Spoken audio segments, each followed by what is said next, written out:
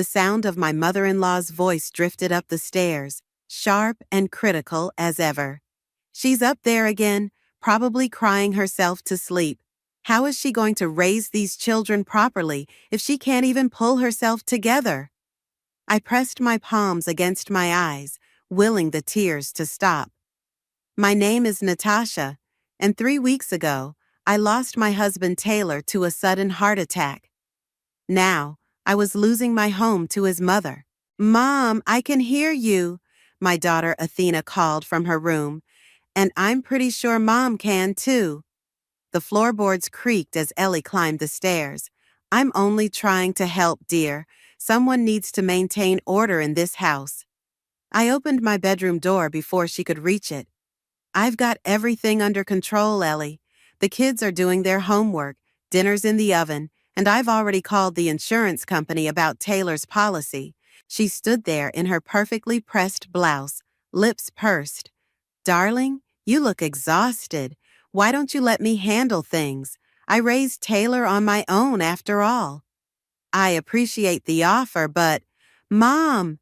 Nasir's voice rang out from downstairs. "The timer's beeping." I moved to head downstairs, but Ellie blocked my path. "I'll take care of it. You should rest." Before I could protest, she was already halfway down the stairs. I followed her to the kitchen, where my 10-year-old son was standing by the oven. "Grandma, Mom always lets me help set the table," Nasir said, reaching for the plates. "Not tonight, dear. These dishes are too expensive to risk breaking. Go wash up for dinner." I watched my son's face fall. "Ellie, those are our everyday plates. Nasir knows how to—" "Natasha," she cut me off, her voice honey-sweet but her eyes steel cold. "I know you mean well, but children need structure, especially now. Taylor would want them raised properly." My phone buzzed, a text from my best friend Tabitha. "How's it going with the dragon lady?" I typed back quickly. "She's taken over everything. I can barely breathe."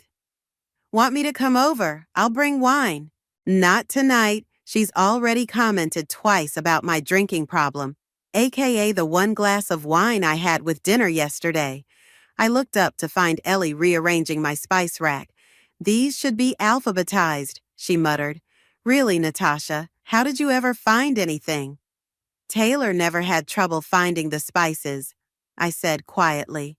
She froze for a moment, then continued her reorganizing. "Well, Taylor was accommodating.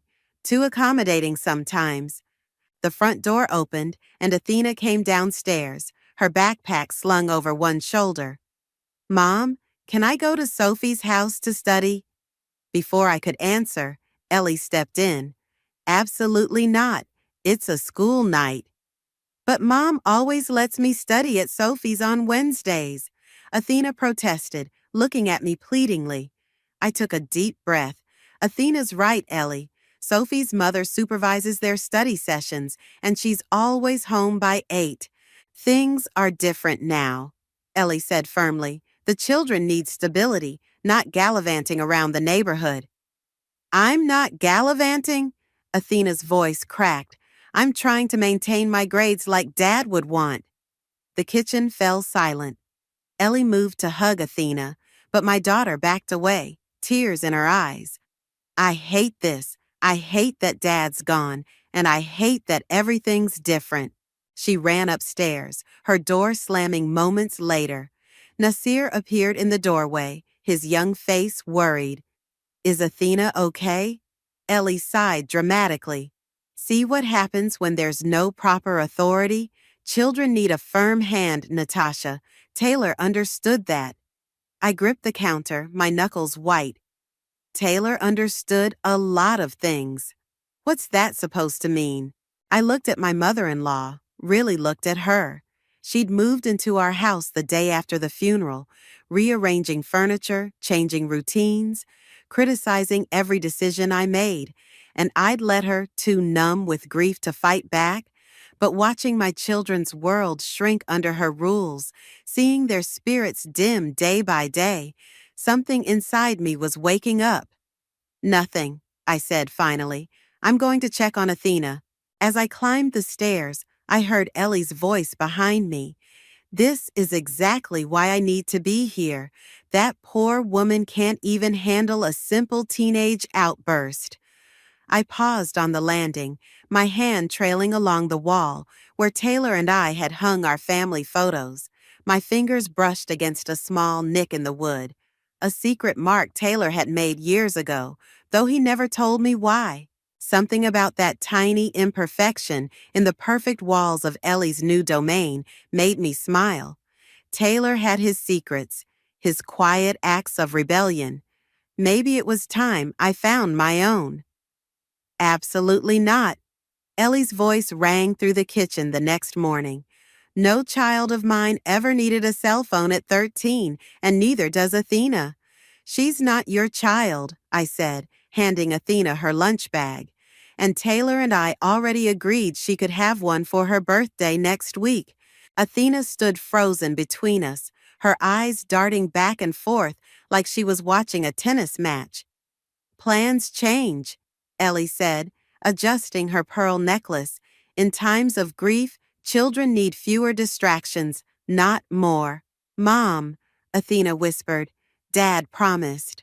The hurt in her voice made my chest tight. Before I could respond, Ellie stepped forward. Your father isn't here anymore, dear. Now, go get your brother. You'll be late for school. As soon as Athena left the kitchen, I turned to Ellie. You can't keep overruling me like this. I'm doing what's best for this family. Someone has to maintain standards. She opened the fridge, grimacing. Really, Natasha, store-bought orange juice? What happened to fresh squeezed? My phone buzzed. Tabitha again. Coffee? You sound like you need rescue. Can't, I texted back. Queen Elizabeth is monitoring my caffeine intake. That's it, Tabitha replied. I'm coming over. 20 minutes later, after the kids had left for school, the doorbell rang. Tabitha burst in before I could even reach it, her red curls wild and her arms full of coffee cups. Morning, Ellie, she called out cheerfully. Hope you don't mind, but Natasha and I have some wedding planning to discuss. Ellie appeared in the doorway, frowning. Wedding planning? My sister's wedding, Tabitha explained smoothly. Natasha's helping with the arrangements. You know how good she is at organizing events. Is she? Ellie's tone dripped with doubt. Well, don't let me interrupt. I need to reorganize the linen closet anyway. Someone's been folding the towels incorrectly. As soon as Ellie disappeared upstairs, Tabitha grabbed my arm and pulled me onto the porch. Okay, spill. How bad is it? She's taken over everything, Tab. The kids' schedules, the meals, even the damn thermostat. Yesterday, she threw out all my scented candles because they were fire hazards. The ones Taylor got you for your anniversary? I nodded, fighting back tears. She says she's helping, but it feels like she's trying to erase me from my own home. So fight back. How? She's Taylor's mother. The kids need her. The kids need their mom, Tabitha said firmly. Their real mom, not Grandma Dictator. A crash from inside made us both jump. We rushed back in to find Nasir standing in the living room, a broken picture frame at his feet. I'm sorry, he said quickly. I was just trying to dust it like Grandma said. It's okay, sweetheart, I started, but Ellie was already there, tutting disapprovingly. This is what happens when children aren't properly supervised, she said, sweeping up the glass. From now on, no touching the family photos. But that's my favorite picture of Dad, Nasir protested. Then you should have been more careful with it, shouldn't you? I watched my son's lower lip tremble, and something inside me snapped. That's enough, Ellie. Nasir, go get ready for soccer practice. I'll fix the frame later. Soccer? Ellie straightened up. Oh, I canceled that. He needs to focus on his studies. You what? I stared at her in disbelief. Taylor coached that team. Nasir loves soccer. Taylor isn't here to coach anymore, is he? Her words hit like a slap. The boy needs structure, not sports. Tabitha stepped forward, her face flushed. You know what? I just remembered, Natasha, you still have that key Taylor gave you, right? The one for his study? I froze. The key. In all the chaos of the past weeks, I'd forgotten about it. What key? Ellie demanded. Nothing, I said quickly. Just something Taylor mentioned before. But I remembered now. The small brass key he'd pressed into my hand that last morning, saying he had something important to show me later. We never got that later. Well, Tabitha said brightly, I should go. Thanks for the wedding planning help, Nat. As she hugged me goodbye, she whispered, Find that key. That night, after everyone was asleep, I stood in my closet, running my fingers along the jewelry box where I'd stored the key. It was still there, small and unremarkable, but suddenly it felt like the most important object in the world. Whatever Taylor had wanted to show me was in his study, the one room Ellie hadn't dared to touch yet. Maybe, just maybe, it held the answers I needed. I clutched the key tightly, my heart pounding. Tomorrow, I decided. Tomorrow I would find out what my husband had left behind. The study door creaked as I turned the key, making me wince. It was 2 a.m., and the last thing I needed was Ellie catching me here. The room smelled like Taylor, his cologne, old books, and the leather of his chair. My phone's flashlight revealed the room exactly as he'd left it. His coffee mug still sat on the desk, a faint ring stained into the wood beneath it. I ran my fingers across his desk calendar, stopped forever on the day he died. What did you want me to find? I whispered. The beam of my flashlight caught something unusual, a corner of paper sticking out from behind the large family portrait on the wall. My hands trembled as I lifted the frame. There it was, a manila envelope with my name written in Taylor's familiar scrawl. Mom? I nearly dropped the envelope. Athena stood in the doorway, her phone providing a soft glow. Honey, you should be in bed.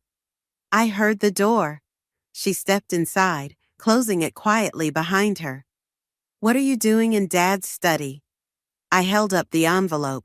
Finding answers, I hope. She settled next to me on the leather couch, and I opened the envelope with shaking hands. Inside was a letter and several documents. Dear Natasha, I read aloud, my voice barely a whisper. If you're reading this, something's happened to me.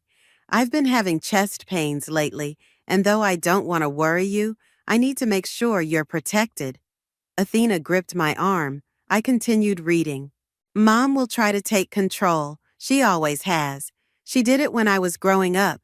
She tried it when we got married, and she'll definitely try it now. Don't let her. You're stronger than she thinks, stronger than even you know. Dad knew, Athena whispered. He knew what Grandma would do. I shuffled through the other papers, legal documents, bank statements, and photographs. Old ones, showing a younger Ellie with Taylor as a teenager. In every photo, she was directing, positioning, controlling. There's more, I said, turning back to the letter. I've set everything up in your name, the house, the accounts, everything. Mom has no legal right to make decisions for our family.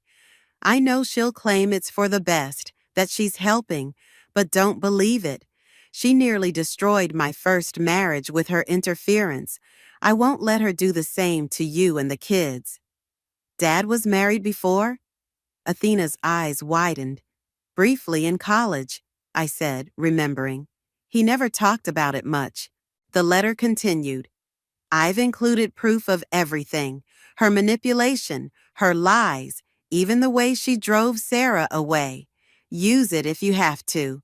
The kids need their mother, their real mother, not someone trying to remake them in her image. You need to show this to Grandma, Athena said firmly. I shook my head. It's not that simple. Why not? Dad wanted you to stand up to her. He said you're stronger than she thinks. A floorboard creaked in the hallway. We both froze. Natasha, Ellie's voice called out. Is someone in Taylor's study? I quickly shoved the envelope under a couch cushion. Just me, Ellie. Couldn't sleep. The door opened. Ellie stood there in her silk robe, frowning. This room should be left as it is, as a memorial. It's disrespectful to... To what? I interrupted, standing up. To remember my husband? To seek comfort in the space where he spent so much time? Mom, Athena added, Dad wouldn't want his study to be a shrine. He'd want us to use it to remember him living, not... Go to bed, Athena, Ellie snapped. This doesn't concern you. Actually, I said, my voice stronger than I'd felt in weeks, it concerns all of us. This is our home, our family. I am the matriarch of this family, Ellie declared. Taylor expected me to lead this family, I cut in, and it's time I started doing exactly that. Ellie's face paled. What are you talking about? Go to bed, honey, I told Athena, who squeezed my hand before leaving. Once she was gone, I faced my mother-in-law. Things are going to change, Ellie, starting tomorrow. Is that a threat? No, I said calmly. It's a promise. To my husband, to my children, and to myself. She stared at me for a long moment before turning away. We'll discuss this in the morning, when you're thinking more clearly. After she left, I retrieved the envelope and held it close. Taylor had known what would happen, known what I would need. He'd prepared everything, given me all the tools. Now I just had to be brave enough to use them. I pulled out my phone and texted Tabitha, found the key to everything, meeting tomorrow? Her response was immediate. Finally, my place, 10 a.m., time to take back your life, girl. Looking around Taylor's study one last time, I smiled. The war for our family was about to begin. She did what? Tabitha nearly spilled her coffee as I showed her the documents spread across her kitchen table. Apparently, Ellie drove Taylor's first wife away by convincing everyone the poor woman was unstable. I pointed to an old letter. Sarah wrote this to Taylor years later, explaining everything. And Taylor kept it all this time? Tabitha shook her head in disbelief. He knew his mother better than anyone. I pulled out my phone, showing her a text from Reuben, Taylor's childhood friend. I reached out to Reuben this morning. He's willing to meet with us. The doorbell rang and Reuben entered, his lawyer's briefcase in hand. Ladies, he said, settling into a chair. I've been waiting for this conversation for weeks. You knew about all this? I asked. I watched Ellie destroy Taylor's first marriage. When he met you, he was determined not to let history repeat itself.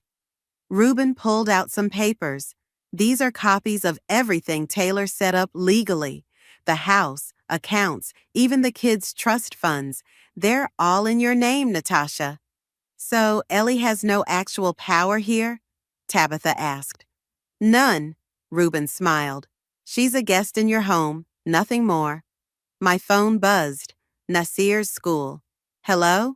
Mrs. Richardson, this is Principal Morris. Your mother-in-law just called to pull Nasir out of soccer permanently. We needed to confirm this with you. I gripped the phone tighter. She did what? She said it was a family decision. It absolutely was not. Nasir stays on the team. In fact, I'm coming to sign him up for the summer program, too. After hanging up, I turned to my friends. She's already making moves. I need to start pushing back. Start small, Reuben advised. Reclaim your space bit by bit. That afternoon, I drove to the store and bought new scented candles, the same ones Taylor always got me. When I got home, Ellie was reorganizing the kitchen again. What are those? She demanded, eyeing the shopping bag. Candles, for my house. I set them out on the counter deliberately. The kids love the vanilla scent. Reminds them of their dad. I told you those are fire hazards. In my house, I interrupted, we use candles. just like we did when Taylor was alive. Her face reddened. I'm only trying to protect this family. By canceling Nasir's soccer, the sport his father coached? She froze. How did you? I'm his mother, Ellie. The school checks with me, not you. The front door opened, and Athena walked in with Nasir. Mom, Nasir ran to me. Is it true? Can I still play soccer? Of course, baby. I hugged him tight. In fact, you're joining the summer league too. But Grandma made a mistake, I said firmly, meeting Ellie's eyes. She forgot to check with me first. This is ridiculous, Ellie sputtered. Taylor would never. Actually, I pulled out my phone, showing her a video I'd found in Taylor's study, him coaching Nasir's team, both of them laughing. This is exactly what Taylor would want. Ellie stormed upstairs, and I heard her door slam. Athena grinned. Mom, that was awesome. My phone buzzed with a text from Tabitha. How's Operation Take Back going? Just won the first battle, I replied. Soccer stays, candles are back. Queen Elizabeth is not amused. Later that night, while the kids did homework, I found a crumpled paper in the recycling bin, a draft of Taylor's letter that Ellie must have discovered while snooping. My heart raced as I smoothed it out. How much had she read? The sound of her heels on the stairs answered my question. Her face was composed, but her eyes were cold. I always wondered why Taylor changed his will that last year, she said. Now I know. He turned my own son against me. No, Ellie, you did that yourself. I made him successful, gave him structure, guidance. You controlled him, and now you're trying to control his children. She stepped closer. You have no idea what it takes to raise children properly. You're too soft, too permissive, just like Sarah was. The difference is, I stood my ground. I'm not going anywhere. This is my home, my family, and my rules. We'll see about that. She turned to leave, then paused. Oh, and Natasha, I've invited some old family friends over for dinner tomorrow. Do try to have the house presentable. As her footsteps faded, I texted Reuben. She found a draft of the letter. Time to call in reinforcements? His response was immediate. On it. Tell Tabitha to contact Dexter from the community board. Time to show Ellie what real family support looks like. I smiled, lighting one of my new candles. The vanilla scent filled the air, and for the first time in weeks, I felt truly at home. Ellie invited how many people? Tabitha paced my kitchen the next morning, her heels clicking against the tile. 12, I said, checking my phone. All her old country club friends. She's trying to embarrass me in front of the community. Well, she's in for a surprise. Tabitha grinned. Dexter's already called everyone who matters. Trust me, this dinner party won't go how she expects. The doorbell rang. Dexter, the community board president, stood there with his wife, Maria. Natasha, he said warmly, we came early to help. The dinner's not until 6, I started, but Maria was already rolling up her sleeves. Honey, we're not here for Ellie's dinner. We're here for yours. Over the next few hours, people streamed in through the back door. Neighbors, parents from the kids' school, Taylor's old soccer team families. Each brought food, supplies, and most importantly, support. Mom? Nasir appeared in the kitchen. Why is everyone here? Because they care about us, I said, hugging him. Where's your grandmother? Still upstairs, getting ready. She said we need to look perfect for her friends. The doorbell rang again. This time it was Reuben carrying a thick folder. Everything's set, he whispered. Just say the word. At exactly 6, Ellie descended the stairs in her finest dress, stopping short at the sight of dozens of people filling our home. What is this? She demanded. I specifically invited your friends? I gestured to the front door, where her country club associates were arriving. They're welcome too, the more the merrier. This is completely inappropriate. Actually, Dexter stepped forward. This is exactly appropriate. This community supports Natasha and these children. We always have. And who are you two? He's the community board president, Maria cut in. The same board that Taylor worked with to establish the youth soccer program you tried to shut down. Ellie's face reddened. I was only thinking of what's best for who? I asked quietly. For Nasir, who lost both his father and his favorite sport? For Athena, who can't even study with her friends anymore? You don't understand. No, you don't understand. I raised my voice slightly, making sure everyone could hear. This is our home. These are our neighbors, our friends, our support system. Taylor knew that. It's why he chose this community. Taylor chose this community because I suggested it, Ellie snapped. Actually, Reuben stepped forward. Taylor chose it because it was far enough from you to give his family space to breathe. A murmur went through the crowd. Ellie's country club friends shifted uncomfortably. Is that true, Ellie? One of them asked. Did your son really move here to get away from you? Of course not. I only ever wanted what was best. Like you did with Sarah? The words slipped out before I could stop them. Taylor's first wife? The room went silent. Ellie's face turned pale. That was different, she whispered. She wasn't right for him. No, I said firmly. You decided she wasn't right for him. Just like you've decided I'm not right for these kids. I never. Mom? Athena appeared at my side. I found this in the study. She held up a photo album. It's full of pictures of Dad with Sarah. They looked happy. Until suddenly, she's not in any more pictures. Ellie reached for the album, but Athena pulled back. There's writing on the back of some photos, my daughter continued. Sarah wrote about how much she loved Dad, but how she couldn't handle the constant criticism, the manipulation, the control. Enough! Ellie's voice cracked. This is a private family matter. You're right, I agreed. So let's handle it like family. These people? I gestured to the crowd. They're our family too.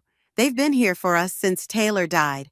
Where were your country club friends? One by one, Ellie's invited guests made their excuses and left, leaving her standing alone in a sea of our supporters. This isn't over, she said, but her voice lacked its usual authority. Actually, Reuben stepped forward again.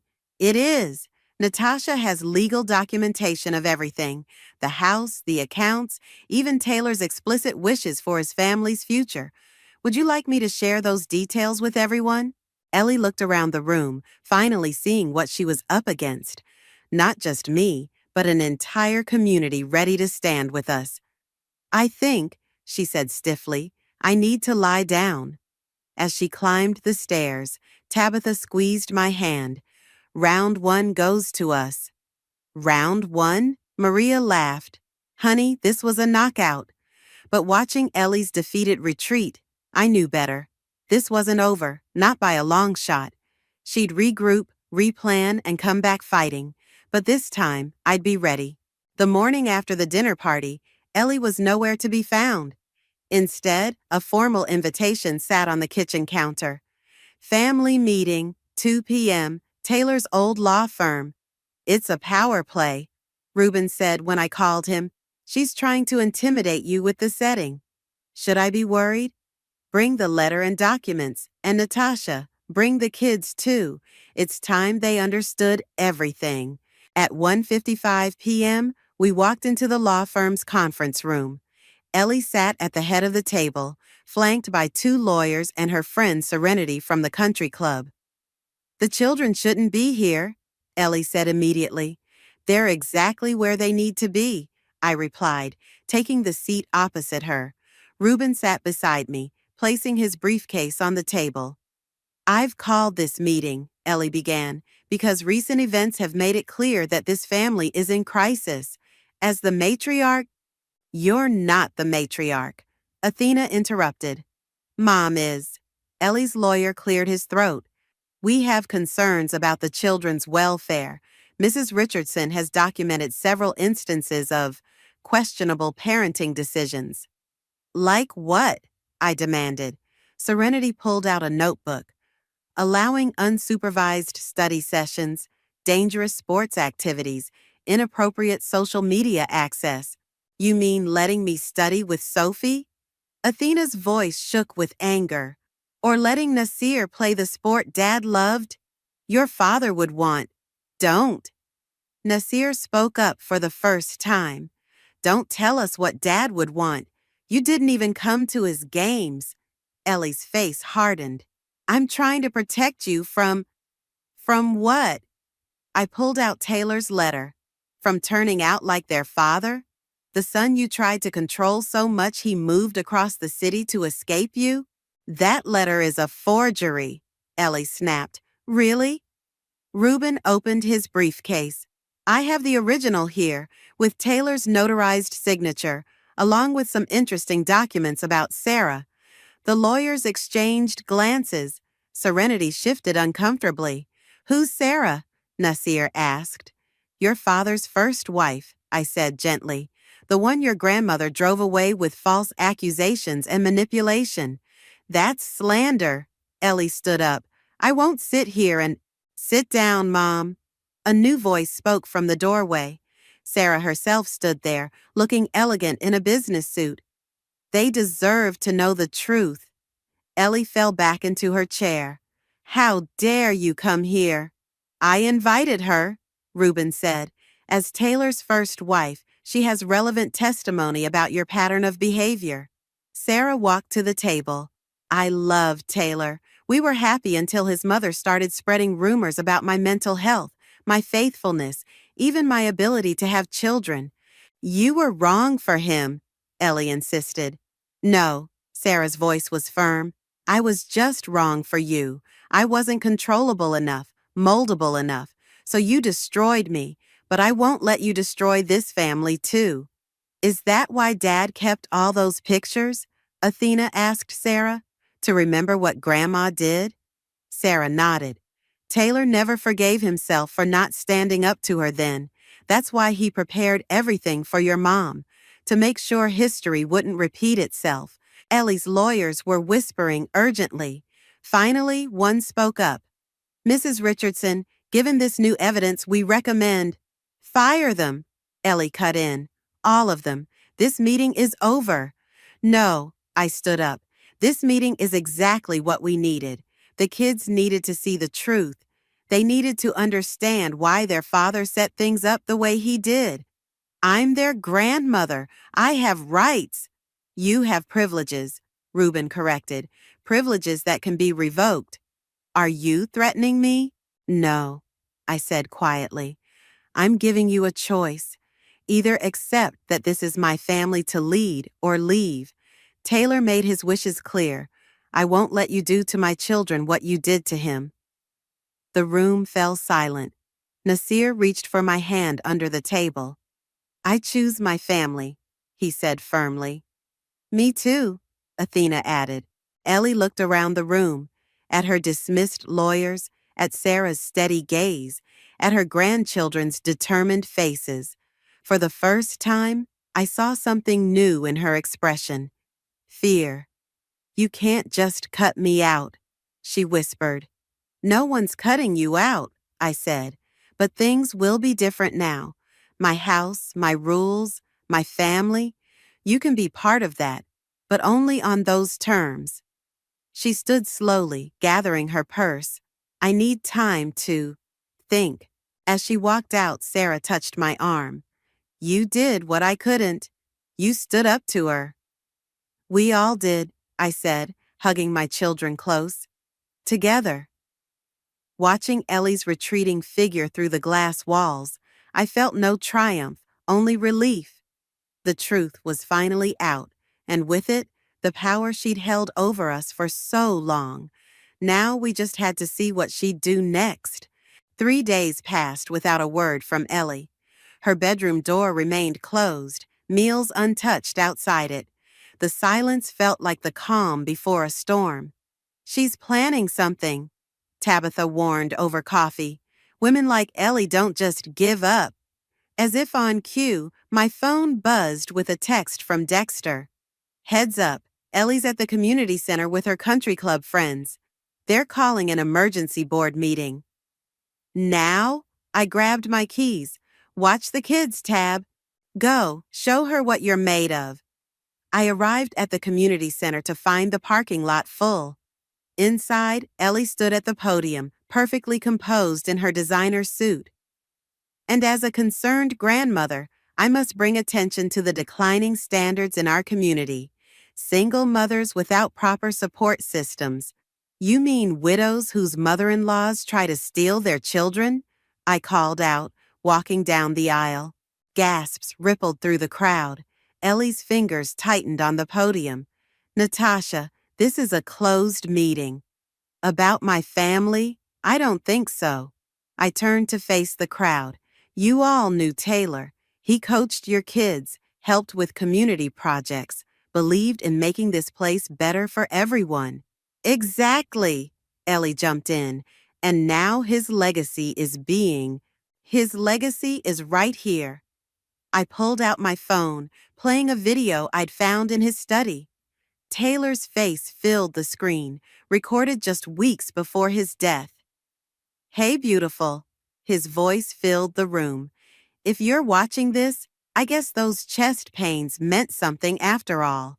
I need you to know something. You're the best thing that ever happened to me. You gave me the strength to break free from Mom's control, to be my own person. Ellie tried to speak, but Dexter shushed her. The video continued. I've watched you raise our kids with love, not rules, with guidance, not control. You're everything I wished my mother could have been. Tears streamed down my face as Taylor's image smiled. Don't let her do to our family what she did to mine. The house, the accounts, everything's yours, but more importantly, the kids are yours to raise. You're their mother, and you're amazing at it. The video ended. Silence filled the room. Well, Serenity stood up. I think we've heard enough. No, a new voice called out. Sarah walked in, carrying a stack of papers. You haven't heard everything yet. This is ridiculous, Ellie sputtered. She has no right. I have every right. Sarah passed out documents to the board members. These are the complaints filed against Ellie 20 years ago. Harassment, defamation, even stalking. The same patterns she's showing now. Those charges were dropped, Ellie protested. Because Taylor begged me to, Sarah replied. He didn't want to believe his mother could be so cruel, but he learned. That's why he protected his new family from you. Dexter stood up. I move to dismiss this emergency meeting. All in favor? Hands shot up across the room. Ellie's supporters shrank in their seats. Furthermore, Dexter continued, I move to formally recognize Natasha as the head of the Richardson family and their rightful representative on all community matters. More hands raised. Ellie's face turned red. You can't do this, she hissed. I am still a guest in my house, I finished, and not a very good one. The crowd began to disperse. Ellie's friends hurried past her without meeting her eyes. Finally, only Ellie, Sarah, and I remained. You've ruined everything, Ellie whispered. No, Sarah said gently. You did that yourself. 20 years ago with me and now with Natasha. The difference is she's stronger than I was. What happens now? Ellie asked, her voice small. That depends on you. I stepped closer. You can either accept that things have changed and try to be the grandmother our children deserve, or you can leave. But the controlling, the manipulation, it stops now. They're my family too. Then prove it, not by ruling them, but by loving them. Can you do that? She looked between us, the woman she'd driven away and the woman who'd stood her ground. I don't know how, she admitted finally. Then maybe it's time to learn, Sarah suggested, before you lose another family. My phone buzzed, a text from Athena. Is Grandma coming home? I showed Ellie the message. Well, are you ready to try things our way? She wiped her eyes, smearing expensive mascara. I need time. Take it, I said. But remember, when you come back, it's to our rules, our family, our way. As she walked out, Sarah squeezed my hand. You did it. You really did it. We did it, I corrected. All of us together. Looking around the empty community center where Taylor had spent so many happy hours, I felt his presence stronger than ever. He'd given me the tools, but I'd found the strength. Now it was time to go home and tell our children that the war was finally over. Mom, Grandma's here. Nasir's voice carried from the front door. I looked up from Taylor's desk, now my desk, in the study to see Ellie standing in the doorway, a small suitcase at her feet. The 30 days are up, she said quietly. I'd like to come home, if the offer still stands. I gestured to the chair across from me. We should talk first. She sat down, her usual perfect posture slightly wilted. I've been seeing a therapist, Dr. Matthews. She's helping me understand patterns I never noticed before. Good, that was our condition. I know. She twisted her wedding ring. She showed me how I've been recreating my own mother's controlling behavior. I didn't want to believe it, but Grandma, Athena appeared behind her. You're just in time. Mom's letting me redecorate my room. Want to help pick colors? Ellie's hand twitched, and I could see her fighting the urge to take control. Instead, she asked, what colors are you considering? Black and purple. I see. Ellie caught my eye, took a deep breath. It's your room, dear. What matters is that you love it. Athena's jaw dropped. Mom, what did you do with the real Grandma? We all laughed, breaking the tension. Why don't you show her your design ideas? I suggested. As they left, I heard Ellie asking questions instead of giving orders. A small change, but significant. My phone buzzed with a text from Sarah. How's it going?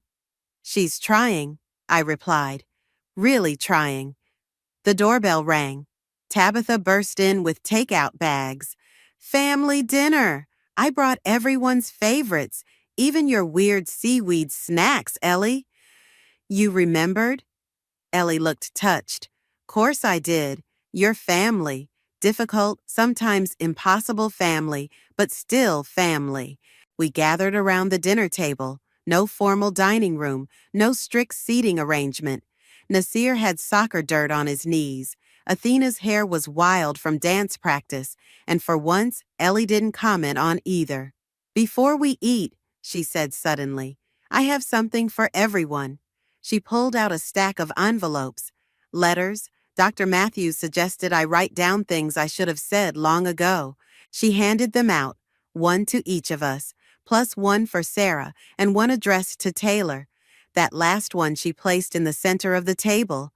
You don't have to read them now, she added quickly, or ever if you don't want to, but I needed to write them. Nasir opened his immediately. His eyes widened. Grandma, you're coming to my soccer games? If you want me to. She smiled tentatively. Your father loved coaching you. I should have seen that. Athena read hers next, tears filling her eyes. She got up and hugged Ellie, their first real hug since Taylor died. I opened mine last. Natasha, I owe you the biggest apology. You didn't just lose your husband. You lost your partner, your children's father, your future as you planned it. Instead of helping, I tried to take what little you had left. I was wrong. Taylor chose well when he chose you. You're stronger than I ever gave you credit for. Thank you for not giving up on me, even when I gave you every reason to. The guest room is made up, I said, closing the letter. Same rules as before, respect boundaries, ask, don't tell, and therapy continues. Agreed. Ellie reached for the letter to Taylor. This one, I'd like to put it in his study, where it belongs. Together, we walked to the study. Photos lined the walls, old ones of Taylor and Sarah, newer ones of our family, recent ones of soccer games and dance recitals. A timeline of love, loss, and healing. He would be proud, Ellie said softly, of all of us. Even you? Especially me, I hope. It's not easy admitting you've been wrong for so long. From downstairs, Tabitha called. Food's getting cold, and Nasir's eyeing the last spring roll. Save me one, I called back. To Ellie, I added, welcome home. For real this time. As we headed downstairs, I caught a glimpse of our reflection in the window. Mother and daughter-in-law, both changed by loss, both healing through love. Not perfect, but family. Taylor's letter sat on his desk, next to the vanilla candle I'd lit earlier. Its flame flickered, casting dancing shadows that seemed to whisper, "This is what I wanted all along." Not perfect harmony, but real love. Not strict control, but genuine connection.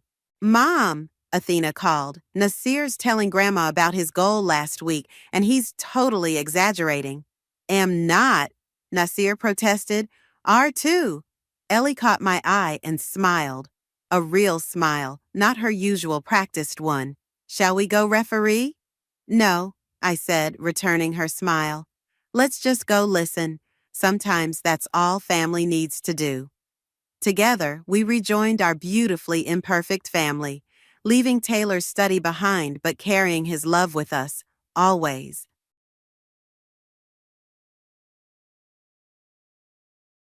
Greetings. I'm Sophia, 33 years old, and I'd like to share some wisdom with you. Perfection isn't always what it seems. Let me tell you about my experience with Charles, my former husband. Charles was someone I thought would be a constant in my life, someone I could always depend on. However, life has a peculiar way of surprising you when you least expect it. We first crossed paths in college while volunteering for a children's organization during a summer break. Fate seemed to favor our friendship, keeping it alive throughout our college years. After graduation, fortune smiled upon us again as we both secured jobs in the same city. It seemed practical to move in together to save money, and without even planning it, love naturally developed between us. Charles was the first to confess his feelings, and before we knew it, we felt like we were excelling in both our careers and personal lives. Our relationship was so seamless that we introduced each other to our incredibly supportive families. It all felt like a perfect love story. Charles proposed, and soon we were married. I was living what felt like the happiest phase of my life, going to work, returning home to spend quality time with Charles, and enjoying lively weekends with friends.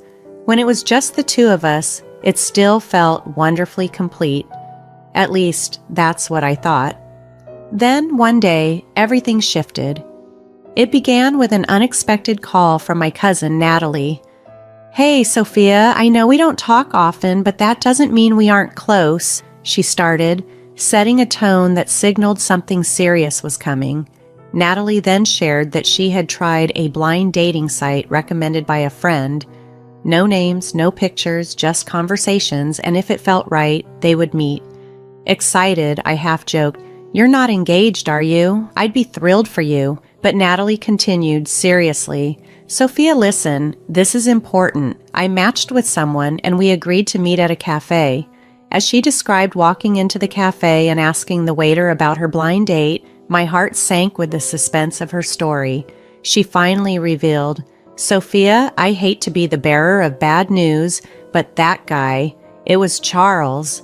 This revelation shook the foundation of what I believed was a perfect relationship, reminding me that appearances can be deceiving, and what seems perfect might be far from it.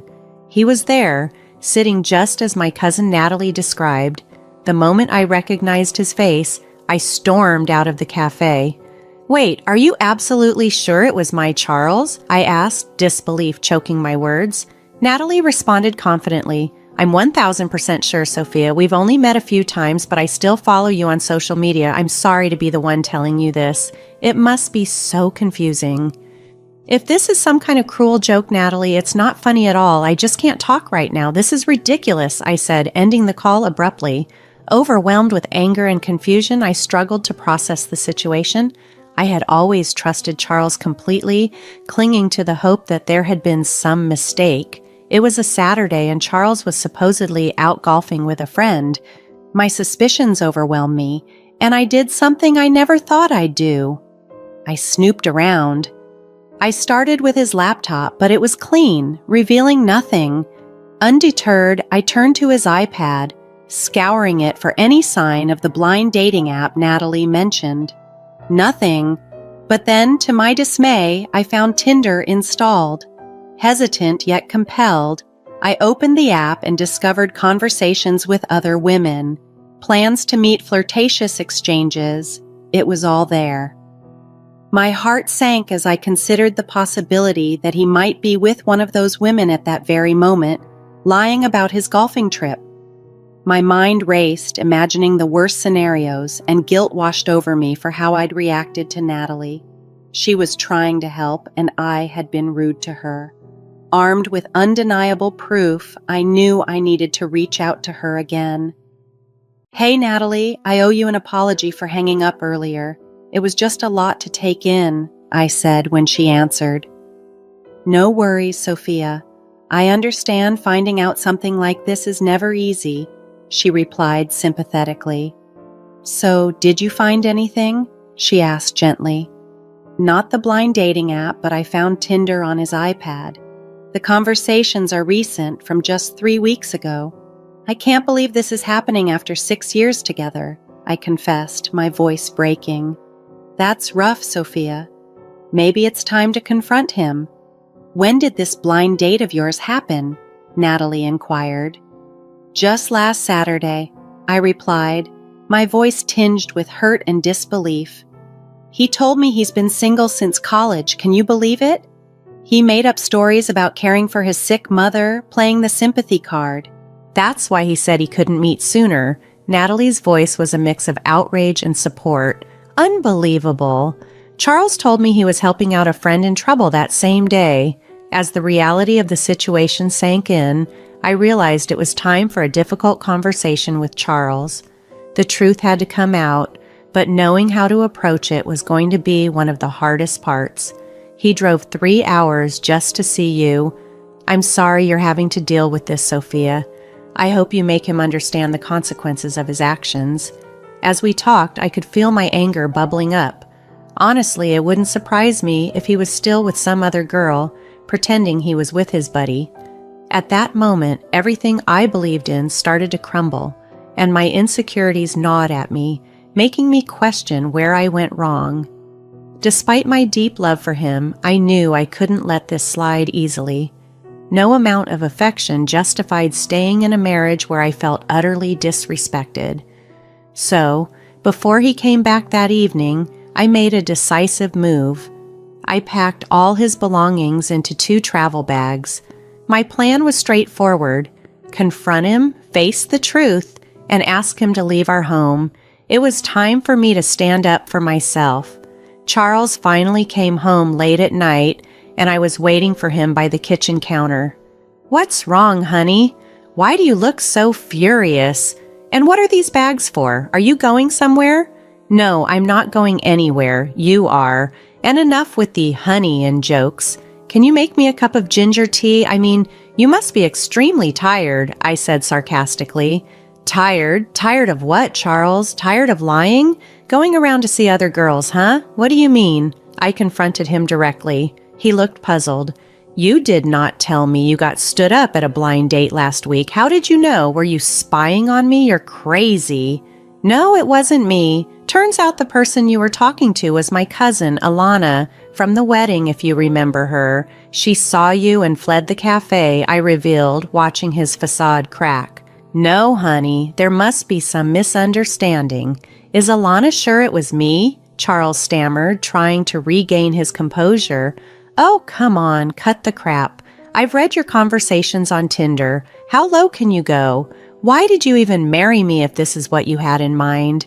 I pressed, my voice firm and unwavering. He faltered, I don't have any answers for you. Don't worry, I have all the answers I need now. Take your bags and get out, I said resolutely. Look at you bossing me around like that. You know what? It's a good thing your cousin saw me. Our relationship was getting boring anyway. I've been wanting to leave for a long time. All those other women out there are much better than you. Guess I made a wrong decision by marrying you. And you know what? Screw it.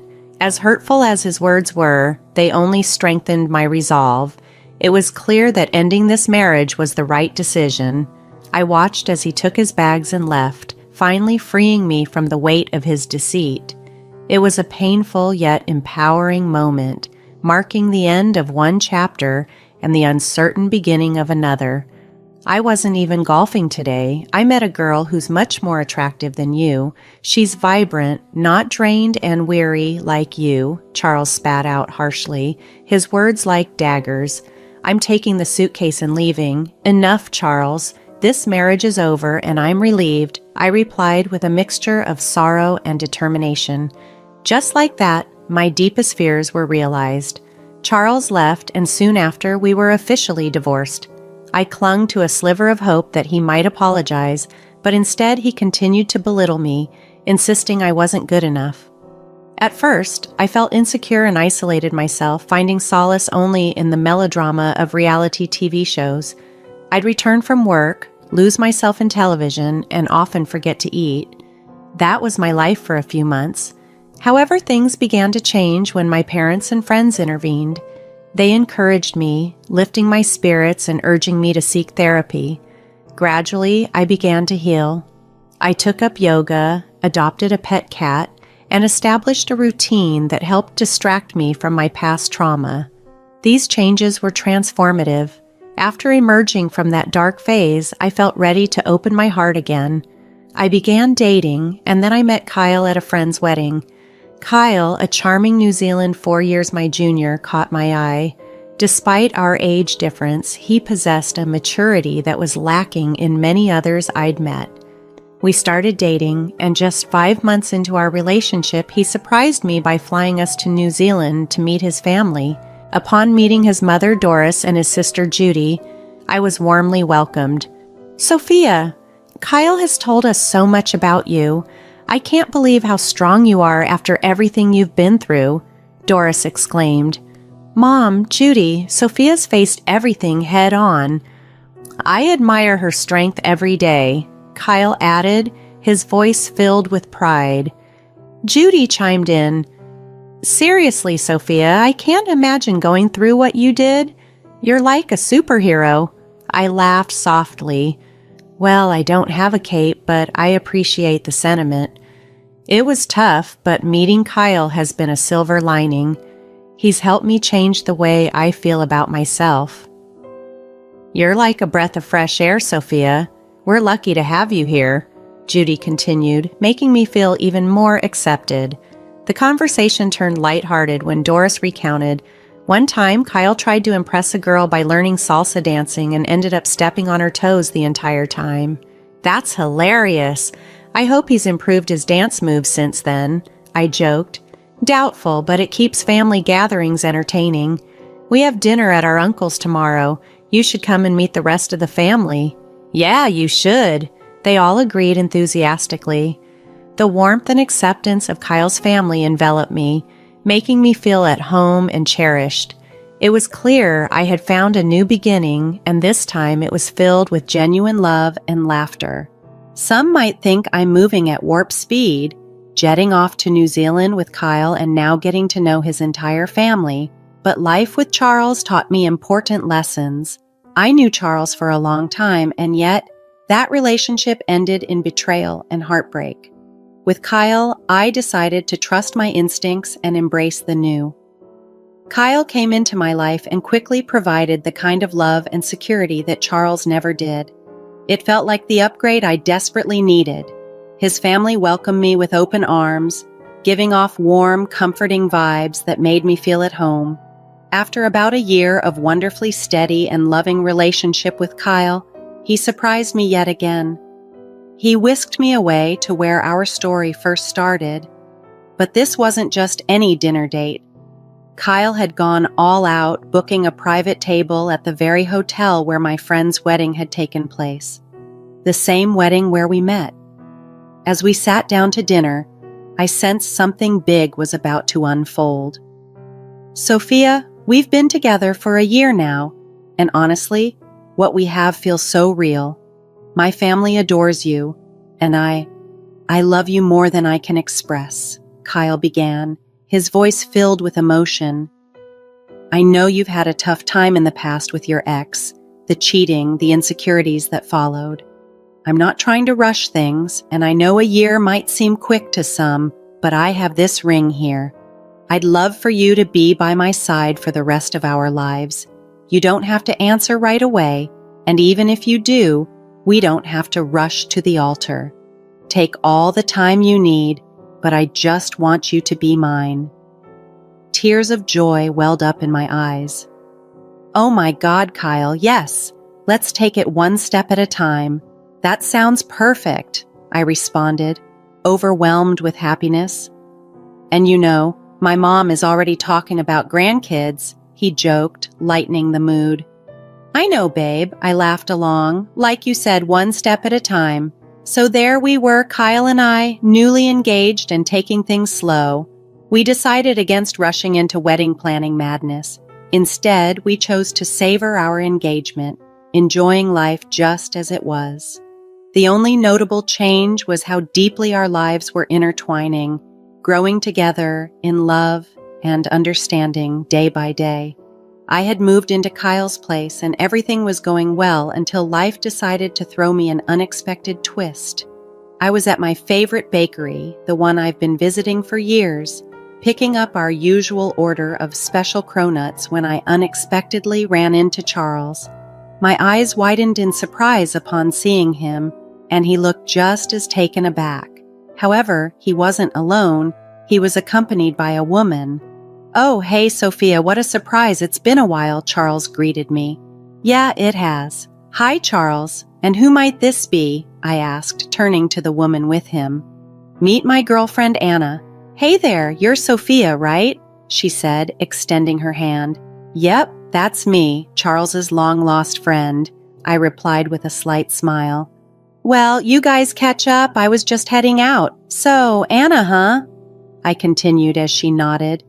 Yeah, she's great. Owns her own little business that's picking up. She's a beauty with brains, Charles explained. And you, anyone special? He asked, his tone casual but curious. Oh yes, I've been seeing someone seriously. We're engaged, actually, I shared, feeling a mix of pride and awkwardness. Well, good for you, Sophia. I just wanted to say I'm sorry about how... Let's not go there, Charles. It's all in the past now. Anna seems wonderful. I quickly interjected, signaling I wasn't interested in rehashing old wounds. Oh, she is. I thought I'd introduce her to those cronuts. You got me hooked on this place. It's a hidden gem. It sure is. Well, I need to get going. Goodbye. By the way, do you want to catch up sometime? Charles offered. I don't think so, Charles, I replied firmly, ready to leave the past behind. There I was, minding my own business, trying not to dwell on the awkward encounter with Charles. Living in the same city, I figured it was only a matter of time before we crossed paths. But that encounter paled in comparison to the shock I experienced 2 weeks later when my body started feeling strange, prompting me to take a pregnancy test. To my amazement and joy, it was positive. I was going to be a mom. Kyle was ecstatic when I told him about our little one on the way. We shared our happiness with our families, whose excitement seemed even greater than ours. But amidst all the joy, there was one thing missing, a wedding. Being already engaged, Kyle and I thought, why not tie the knot? We decided to wait another 5 months, allowing me to flaunt my perfect baby bump in my dream wedding dress. The next 4 months were a whirlwind of doctor's appointments and meetings with the wedding planner. It was a lot to handle, but Kyle and I were determined to make it work. We envisioned an intimate celebration with our closest loved ones. The guest list was short, and my baby bump was undoubtedly the star of the show. I wanted everyone to see how proud and happy I was. The day before my wedding, I stayed at my parents' house.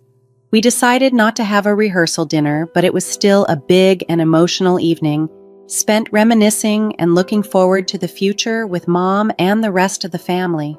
On the eve of my wedding, I received an unexpected call from Judy, who was staying at our place with Kyle and Doris.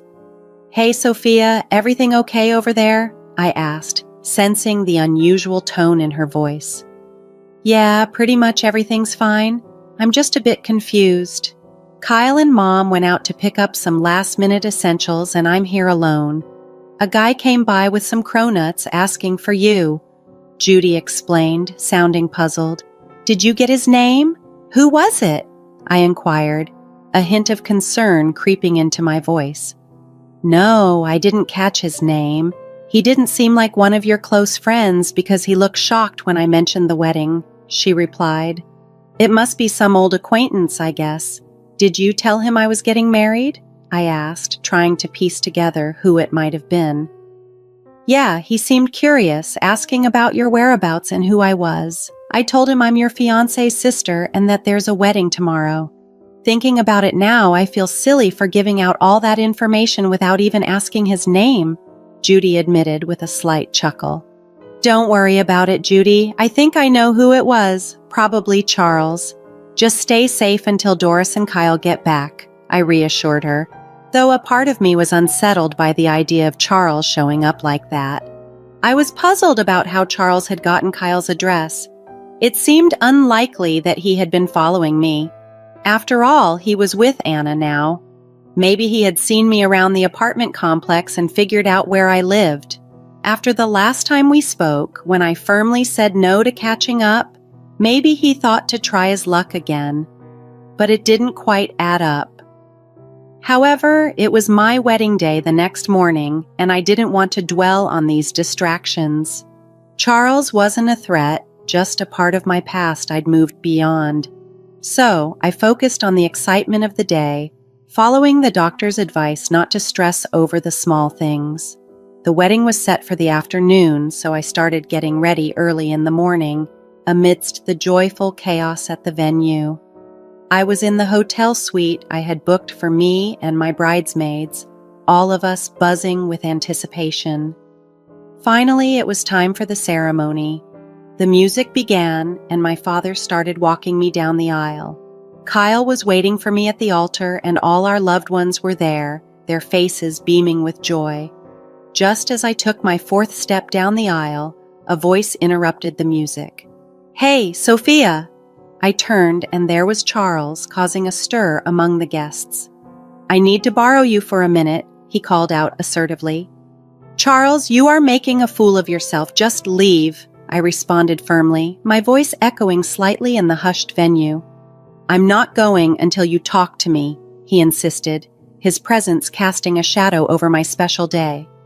However, I was determined not to let this unexpected encounter disrupt the joy and love that surrounded me. I met Kyle's gaze from across the room as he stood at the altar, and with a supportive nod, he gave me the courage to handle the situation.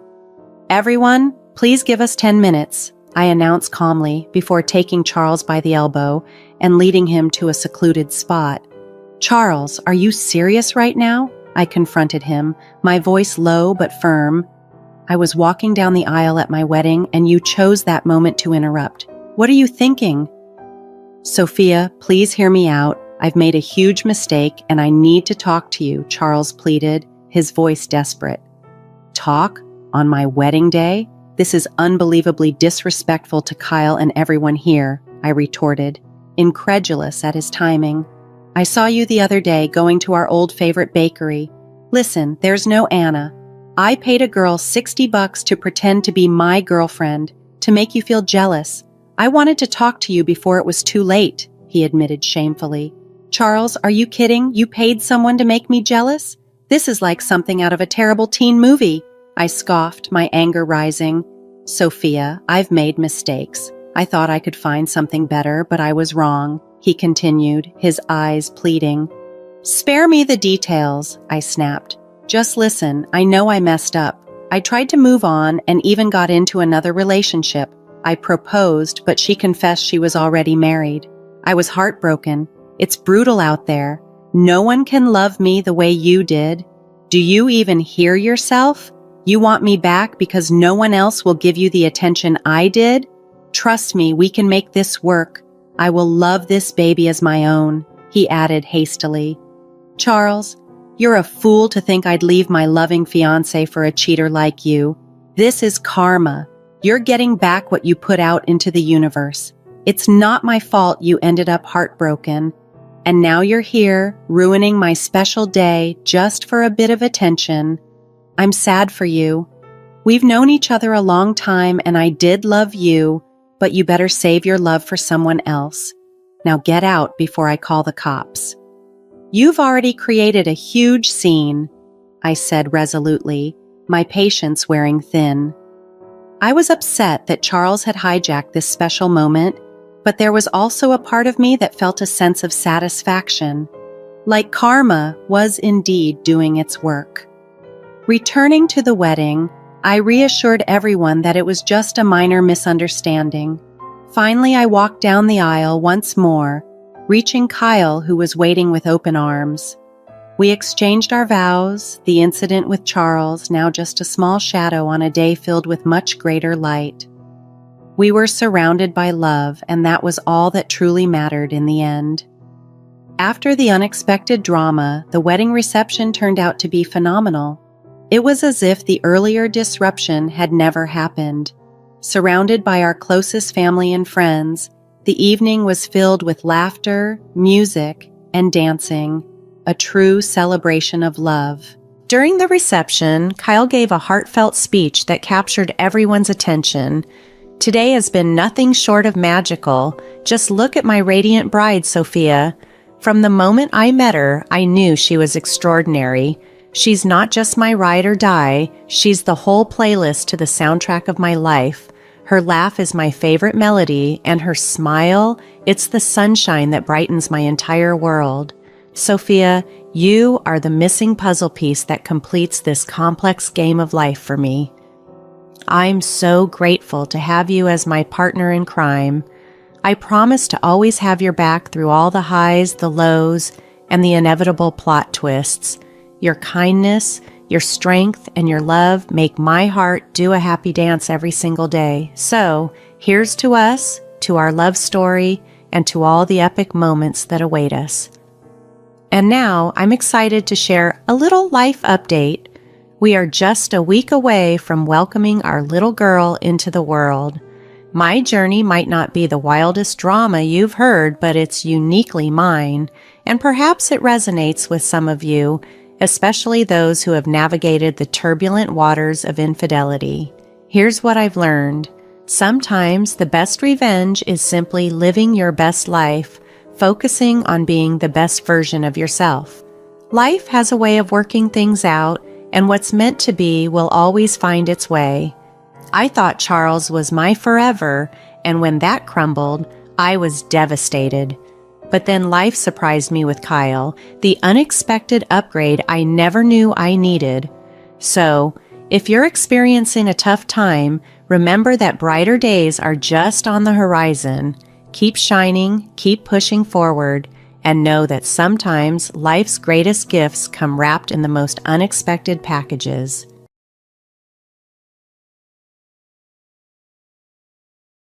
Hello everyone, my name is Patricia. I'm sure many of you here are blissfully united in marriage with your soulmates, fully trusting in their love and fidelity. I too held such beliefs firmly until the shocking moment my husband presented me with divorce papers. This came completely unexpectedly at a time when I thought we were finally going to enjoy the fruits of our long, hard struggles. For years, we scraped by on my single income while Gregory's business slowly got off the ground. Just as his business began to turn substantial profits, instead of settling down to enjoy our hard-earned stability, Gregory chose that moment to serve me with divorce papers. I was dumbfounded, barely able to believe what was happening. "This must be a joke, right? You can't be serious about this, Gregory," I said, hoping it was just a terrible prank. But there was no humor in his response. "Why would I joke about something this serious? I don't have time to waste on stupid jokes. I want a divorce." Stunned, I pressed for an explanation. "What happened all of a sudden, Gregory? Why do you want a divorce?" His response was cold and calculating. "Did you really think I'd remain tied down to a college dropout even after achieving success?" I was hurt. "Why does my dropping out of college matter to our marriage? You know I had to leave school because my parents passed away and I couldn't afford it. Besides, I supported you in your business when you needed it." His laughter was insulting, devoid of any warmth as he retorted, "What makes you think you supported my business? All you did was provide a roof over our heads until my business took off thanks to my skills.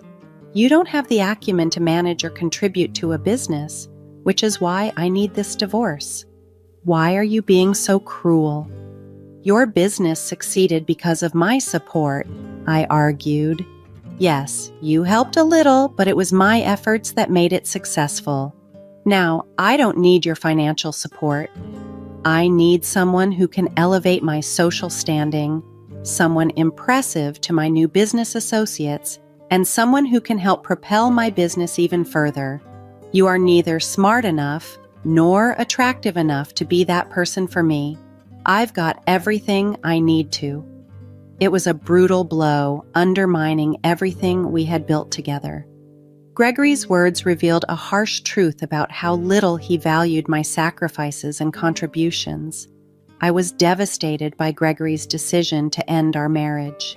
His words felt like a sharp stab in my throat. In my heart, I couldn't fathom how the person I love most could be so merciless. Now that his financial worries were over, he chose to leave me. At that point, my self-confidence was already shattered. I had noticed Gregory flirting with wealthy, influential women, but I had clung to the belief that he wouldn't betray me. However, he did exactly that. Discarded me after achieving success. I was in denial, unable to accept that he was leaving.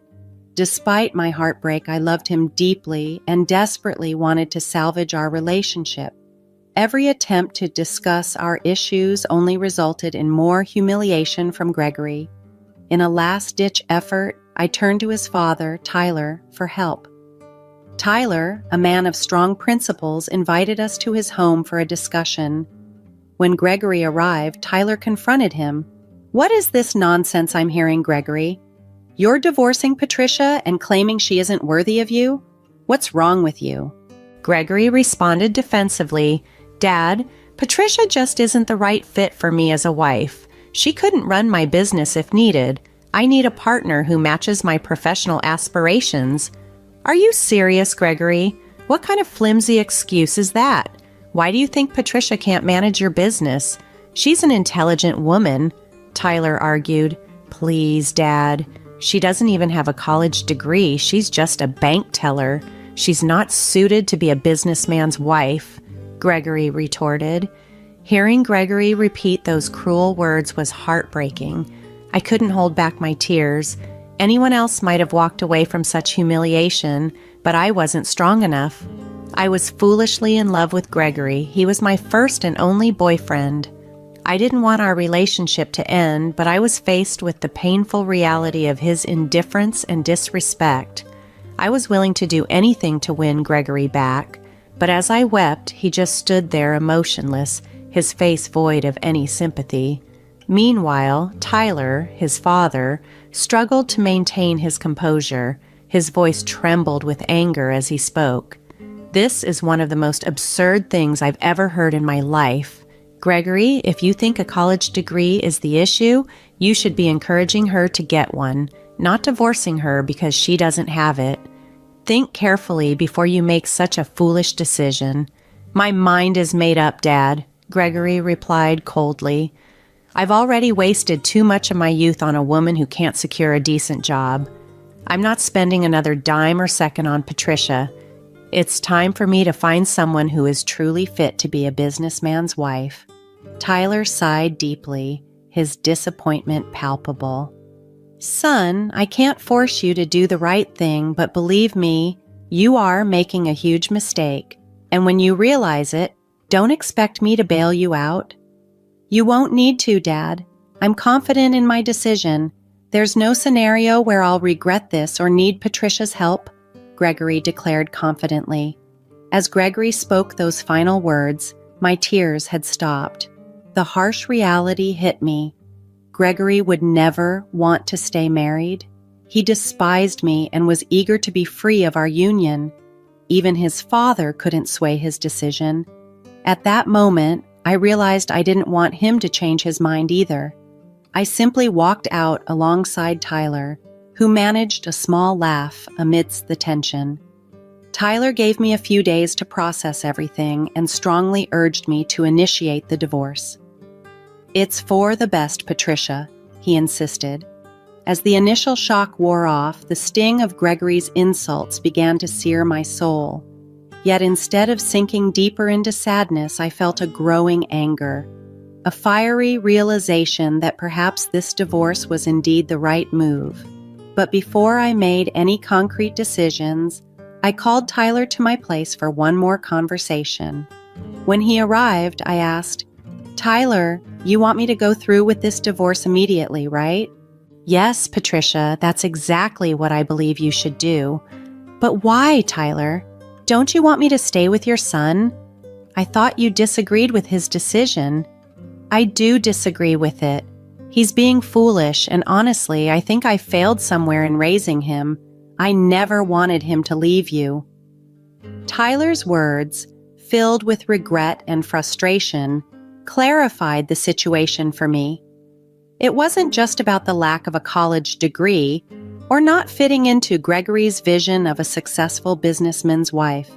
It was about respect, support, and love, none of which Gregory seemed capable of offering me anymore. Seeing his son's behavior towards me, Tyler encouraged me to pursue the divorce, declaring Gregory unworthy of me. His words were a shock. After years of feeling alone in the world, Tyler's support was like finding a guardian. It dawned on me that Tyler not only cared deeply but considered me like his daughter. His belief in me was overwhelming, bringing tears to my eyes. Tyler, do you mean that? Do you not see me as a failure like your son does? I asked, my voice choked with emotion. Patricia, my son is acting foolishly. You are one of the most intelligent women I know. You are like a daughter to me, and that's why I want you to move on from my foolish son and prove how wrong he is. Tyler reassured me. I never envisioned my marriage ending in divorce. I had given Gregory my whole heart, but he failed to cherish it. Tyler's words resonated deeply. Patricia, you shouldn't stay where you're not appreciated. You have more dignity than that. You can do far better than my son. Don't hold yourself back by opposing this divorce. There are better opportunities out there for you. After Tyler left, I reflected deeply on his advice. I realized I no longer wanted to be in a place where I wasn't valued. Though the thought of divorce was intimidating, it became clear that it was necessary. Another compelling reason for my decision was discovering that Gregory was already openly dating potential new partners, blatantly betraying our vows. Determined, I called Gregory and proposed a mutual divorce. On the day the divorce was finalized, Tyler stood by my side, his presence unnerving Gregory. After signing, Gregory couldn't resist a parting shot. I'm glad you came to your senses and didn't contest the divorce. It would have been a waste of money. Not that you have much anyway. You don't need to worry about my finances, Gregory. Worry about your own, I retorted. I have a stable job, while your business faces uncertainties. Oh, Patricia, don't stress your pretty little head about my business. I have the smarts to handle it, unlike you. Just worry about your finances. Don't worry, Gregory, I am. Time will tell where we both end up. May your overconfidence not betray you, I replied, as I walked away from my old life with a new resolve. That day, as I left behind the life I once knew, I made a promise to myself to rebuild and flourish, free from the shadows of undervaluation and disrespect. After the divorce, I harbored thoughts of revenge, not out of spite, but as a declaration of my resilience. I wanted to prove to Gregory the magnitude of his mistake, but before I could, I had some personal milestones to achieve, starting with obtaining a college degree. You might wonder how I planned to afford college without any savings or alimony, especially since I had refused any financial support from Gregory. I didn't want his money, it felt tainted, and I couldn't bear the thought of owing him anything. Just when I felt stuck, Tyler stepped in unexpectedly. A few days before the divorce was finalized, he visited and discussed my future. I see you're not taking alimony and not contesting the divorce, Tyler noted. Yes, Tyler, I don't have the resources to engage in a prolonged court battle. It's simpler to just move on, I explained. I respect your decision, Patricia. Still, you should have considered the alimony. Have you ever thought about going back to college? He asked. I admitted, I have, but I can't afford it. Maybe someday if I'm prepared to take on a huge loan. Why take out a huge loan when you have me? Go ahead and apply to college. I'll cover your tuition, Tyler offered, his voice earnest. I was stunned by his generosity. This was a level of support I had never expected, not even from Gregory, who had the means but never the inclination to offer such help. Here was Tyler extending a life-changing opportunity to me. Seriously, Tyler, you would do that for me? But why? I managed to ask, my voice quivering with emotion. I've been telling you for a while, Patricia. I see you as my daughter. I promised your father I would look after you, and I intend to keep that promise, Tyler explained. I might not be as wealthy as my son, but I have enough to invest in your education. But what about Gregory? He might not like this. He could see it as a betrayal, I said, worried about the potential fallout.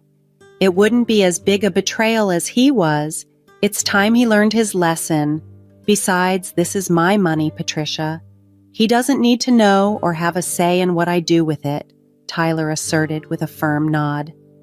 Empowered by Tyler's faith in me, I applied to college, fueled by a newfound determination to transform my life and one day show Gregory that he had underestimated me. This was not just about revenge. It was about reclaiming my life and my future. Tyler, this is a lot to take in. I don't want you to have to sacrifice anything for me, I said, overwhelmed by his generosity. It's no problem at all, Patricia. Think of it as an interest-free loan that you can pay back whenever you're able to. You have so much potential. Don't let it go to waste, Tyler reassured me. His offer was incredibly generous, a lifeline I desperately needed, but I was initially hesitant. My confidence had been shattered by Gregory's harsh dismissal, and the thought of potentially disappointing Tyler was daunting. As the divorce proceedings moved forward, I sought therapy and began to rebuild my self-esteem. I vowed not to let Tyler down and realized that accepting his help was not only a step towards my recovery, but also a testament to my resolve to improve myself. When the divorce was finalized, I decided to accept Tyler's offer, but with one condition. Tyler, I accept your kindness, but I have one condition, I told him. What is it, Patricia? He asked, curious.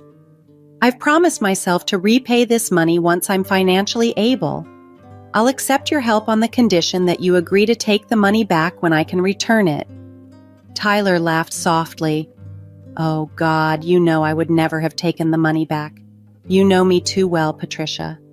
While I hate taking money from you and consider this a gift if it eases your mind, I promise I won't turn it down. Thank you, Tyler. I don't know how else to express my gratitude, I said, feeling a weight lifting off my shoulders. Years passed since my divorce from Gregory. He quickly moved on and married a so-called trophy wife within 2 years. His rapid replacement stung, but I was bolstered by Tyler's unwavering support. Tyler even boycotted the wedding, and surprisingly, so did many family members. Gregory was somewhat irritated by their absence, but he was too caught up in his new life to grasp the full extent of the rift he'd created. He knew Tyler stayed in contact with me, but was oblivious to the details of my life. To him, I was a chapter firmly closed, insignificant, and not worth considering. Despite the pain, my life flourished post-divorce. I completed my college degree in finance, leveraging my academic achievements and previous work experience to secure a managerial position at a prestigious bank. The job came with a respectable salary and was a vindication of my capabilities. Living well truly is the best revenge. My life reached new heights after leaving Gregory, proving that success and personal fulfillment could be the ultimate payback for the heartache he caused. My journey was a testament to resilience, empowerment, and the unexpected support that sometimes comes just when you need it most. Over time, I was able to repay Tyler for the college fund he set up for me.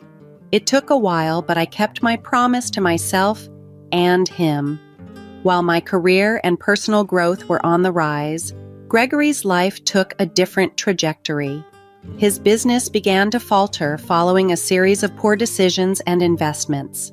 To compound his problems, he extravagantly spent on a large wedding to flaunt his wealth, a financial move that proved imprudent as his business required more strategic financial management. Gregory was overly confident in his abilities as a businessman and took significant risks that ultimately backfired, draining his resources to maintain his lavish lifestyle. His company started to struggle significantly, and soon he was scrambling for capital to keep it afloat. Despite his efforts to secure loans, they were insufficient, and he found himself deep in debt with seemingly no way out. Ironically, when Gregory needed financial help the most, he turned to the bank where I worked. My loan officer brought Gregory's application to my attention, and as I reviewed the documents, a knowing smile crossed my face.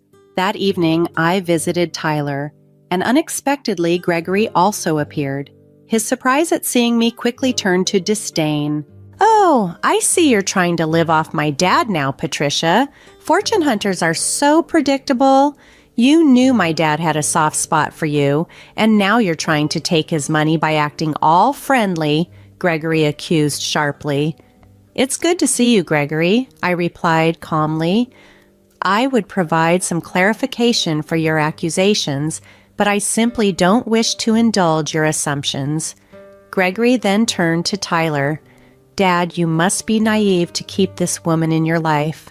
You need to wise up before she starts asking you regularly to fund her lifestyle. God knows how much you've already given her." It was almost comical to hear Gregory say these things about me and warn his father to guard his finances, especially when it was clear to all of us that Gregory was the one in desperate need of money. Tyler laughed and shot back, "That's some intense projection, Gregory. Are you upset that I refused to help you out financially to save your business? Well, I did warn you years ago." Gregory, always too proud, retorted, "I'm sure he's forgotten it all, Tyler. He's always been so confident in himself. Looks like it has come to bite him back now. Instead of worrying about your money, you should focus on your own business more." "You don't know what you're talking about. A high school graduate can't humiliate me. My business is just facing some challenges. I'll make sure it comes out stronger. As for you, Dad, I don't need your money anymore. I've applied for a loan, and it will get approved soon." The entire situation was surreal, watching Gregory flounder in his missteps while accusing others. His attempt to diminish my achievements and Tyler's support only highlighted his insecurities and desperation. As I left that night, I knew that living well and achieving my goals was indeed the best form of vindication. Gregory left our presence in a burst of anger, hurling a final remark over his shoulder. "I won't have to see the faces of you two anymore. We'll see who has the last laugh." His words echoed with frustration, revealing just how deeply we had rattled him. He was struggling to cope with his anxiety and helplessness, yet his pride made him loath to admit that he was not above us. After he stormed out, Tyler and I couldn't help but laugh at the spectacle. That was quite the performance. I see my son is still a dramatic fool. Some things just don't change, do they? But tell me, Patricia, will you approve his loan and save his business? Tyler asked, though his tone suggested he already knew the answer. With a knowing smile, I simply nodded to Tyler, indicating that there was an interesting turn of events just around the corner. The following day, I finalized my decision regarding the loan. Gregory, appearing pale and worn, confronted me in my office soon after. "So you did get your degree, became the manager here, and you rejected my loan application?" he asked incredulously. "That's correct, Gregory. I'm sure you've received the official denial and the customary apology as well," I replied calmly. "I don't want an apology. I need that loan. You can't just reject my application because we're no longer together. I will sue you," Gregory threatened, his voice tinged with desperation. His accusation almost made me laugh. Gregory thought I would compromise my professionalism out of spite, but I had not ascended to my position by engaging in petty vendettas. "Gregory, go ahead and sue if you feel you must, but do you honestly think I'd waste my time and effort to sabotage you personally? You mean nothing to me. I did what any professional in my position would do," I stated clearly. "You rejected my loan on purpose. I have a significant business any bank would be eager to lend to me. You turned me down because I left you," he insisted, his voice rising with each word. "Gregory, you must be particularly deluded to think so. Everyone knows your business is struggling. The fact that your credit score is one of the lowest we've encountered recently also influenced my decision. Even my loan officers were surprised you thought we would approve such a large loan under those circumstances," I explained, keeping my tone even. Gregory's face flushed with anger, and it was clear that my words had hit home. He was unable to accept that his business woes were a result of his mismanagement, not a personal vendetta from me. As he left my office, flustered and defeated, I felt a sense of closure. While I had no interest in his downfall, standing my ground as a professional was a form of vindication, affirming that I had truly moved on and was living my best life, free from the shadows of our past. Gregory's face bore a hint of desperation that grew more evident by the minute. Initially, he looked as though he was about to hurl another accusation my way, but he hesitated, his demeanor shifting to something more pleading. "Look, whatever happened between us is in the past. You're in a position to help me now. Please just give me one chance. I need this loan," he implored. "Really, Gregory? I thought you were a competent businessman. At least that's what you've always claimed. How can one loan rejection make you so desperate?" I asked, genuinely curious about his drastic change in attitude. "There's no point in pretending anymore. You already know things are bad. Even Dad won't help me. This is my last shot," Gregory confessed, his voice filled with a mix of resignation and panic. "Well, that's unfortunate, Gregory. Maybe you should have focused more on managing your business instead of maintaining a picture-perfect life. Perhaps your wife could help. You always boasted about her being educated and wealthy," I suggested, though my tone was devoid of sympathy. "My wife won't help, Patricia. We're on the brink of divorce. She doesn't want to downgrade her life or be stuck with a failing businessman." "I'm about to lose my business and my wife," Gregory admitted, his voice breaking slightly. "That's too bad, Gregory. It seems karma does come back around," I remarked dryly. Gregory sat silently, shame-faced and downtrodden, his eyes fixed on the floor. I watched him, feeling a mix of vindication and detachment as he confronted the consequences of his choices. The meeting took an even more dramatic turn when he started to cry and begged for the loan approval. His display of desperation was overwhelming, and I found myself growing impatient. After several unsuccessful attempts to usher him out peacefully, I called security to escort him from my office. It was a deeply satisfying moment, feeling as though justice had finally been served. As days turned into weeks, karma continued to deal harsh blows to Gregory. He couldn't secure a loan anywhere and was forced to make his company public once again. In a desperate bid to settle his debts, he sold over 85% of his company shares, retaining a mere 15%. This presented an unexpected opportunity for me, a chance to dish out another cold serving of revenge. I purchased a significant portion of the company, ending up with more shares than Gregory himself. The next time I saw him at a shareholders' meeting, the shock on his face was indeed priceless. In the following months, he even attempted to reconcile, especially after his wife filed for divorce. However, by then, my life had moved on significantly, and there was no room left for old grievances or lost causes. Gregory found himself entirely cut off by his father, leaving him in a desperate position. He came to me, hoping for a chance to reclaim the life he once had, but needless to say, I had no interest in revisiting the past and firmly rejected his plea. It's been 3 years since then, and my life has taken a wonderfully positive turn.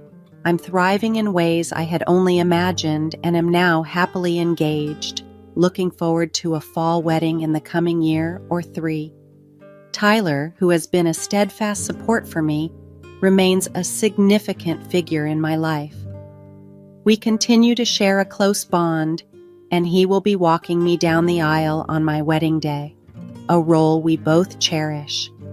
As for Gregory, he and his father still aren't speaking. After his divorce, he struggled to maintain stable relationships.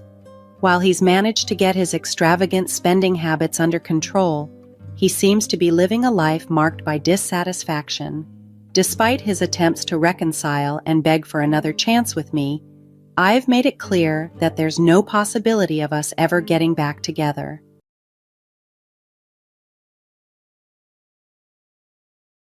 Greetings, my name is Julie and I am 42 years old.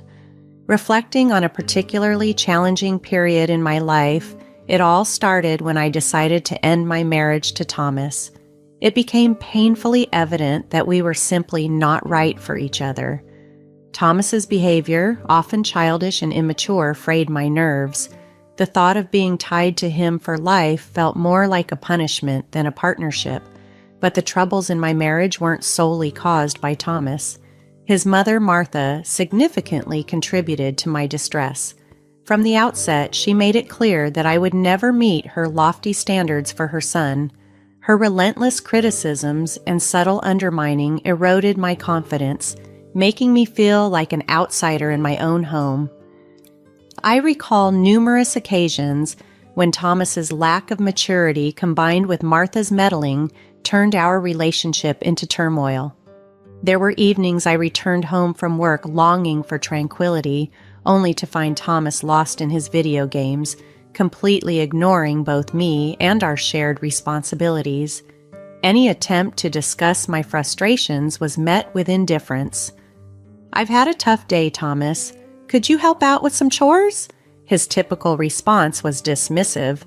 "Later, I'm in the middle of this game." The disregard wasn't limited to daily responsibilities. He even forgot our anniversary, downplaying it when confronted. "It's just a date, we can celebrate some other time," he said nonchalantly. Another time, he invited his overbearing mother over without telling me, hoping for a peaceful weekend that instead turned into an unwanted family visit. "She's my mom, Julie. She can come whenever she wants, don't be uptight." And when it came to financial planning, discussing any form of budgeting or savings with Thomas was akin to talking to a child. "You worry too much. Let's just enjoy our money. We'll figure it out later," he'd argue. These examples merely scratched the surface of the deep-seated issues in our marriage, where my concerns were routinely ignored and my feelings continually invalidated. My needs were routinely disregarded in our marriage, making it painfully obvious that Thomas's immaturity and lack of concern were hurdles too high to overcome. During family gatherings, Martha found joy in diminishing me. She never missed a chance to criticize my appearance, my career, and even my culinary efforts in front of everyone, delighting in the discomfort she caused. For instance, one evening after I had spent hours cooking, I hoped for some appreciation. "Martha, I spent hours preparing this meal for the family. I hope you enjoy it." Her reply was sharp. "Well, let's see if it's even edible. I can't trust your cooking," she scoffed. Another time, I was excited about a new dress for an event. "Martha, I found this beautiful dress that I think would look great on me." Her response was cutting. "Oh, sweetie, that dress is far too revealing for someone your age. You don't want to embarrass yourself, do you?" Her barbs didn't stop there. When I tried to assert my parenting style, she was dismissive. "Martha, I would appreciate it if you didn't criticize my parenting decisions. I know what's best for my children." She retorted, "Clearly you don't, or you wouldn't be making such foolish choices. Honestly, what is wrong with you?"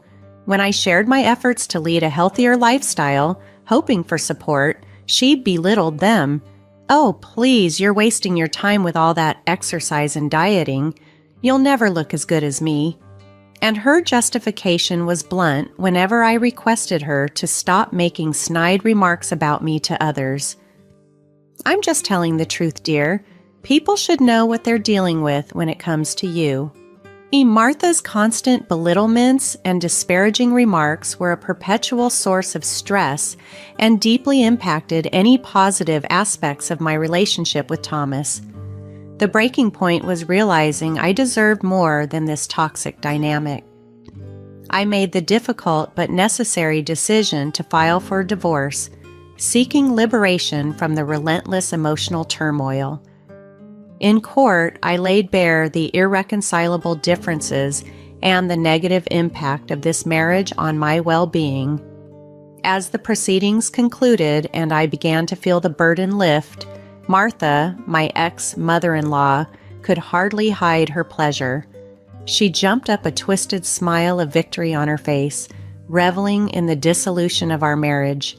Her delight in my moment of supposed defeat was as blatant as it was unsettling. Finally free from the bonds of a troubled marriage, I stood in the courtroom as Martha, my ex-mother-in-law, triumphantly proclaimed that she had won her son back. "I've won! I finally won!" Her declaration, soaked in delight, hung heavily in the air. A surge of anger and indignation washed over me. How could she relish in my pain, celebrating the end of my marriage as her victory? I couldn't hold back my fury.